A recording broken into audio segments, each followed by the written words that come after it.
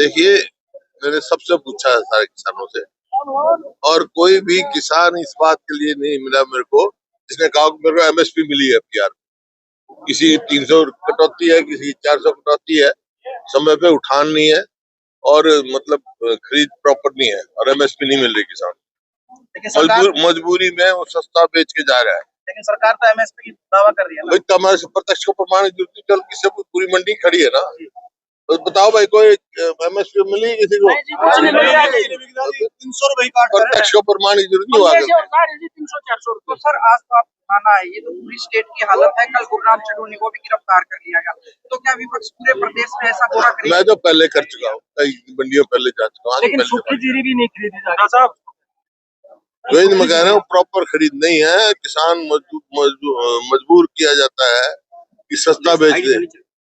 कहीं 300 का कट है, कहीं 400 का कट है, और फिर उठान समय पे नहीं है, प्रॉपर उठान नहीं है। बीजेपी सरकार द्वारा एक दावा किया जाता था कि किसानों की आय तो दुगनी की जाएगी, तो आज किसान की क्या स्थिति थी? आय तो छोड़ो, दुगनी लागत दुगनी कर दी। आपके राज में 12-13 मजदूरी कोई नहीं।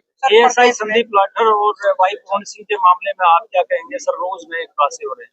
मैं कह चुका हूँ, पूरे प्रकरण की जांच गहराई से जांच होनी चाहिए, हाई कोर्ट जज की सुपरविजन।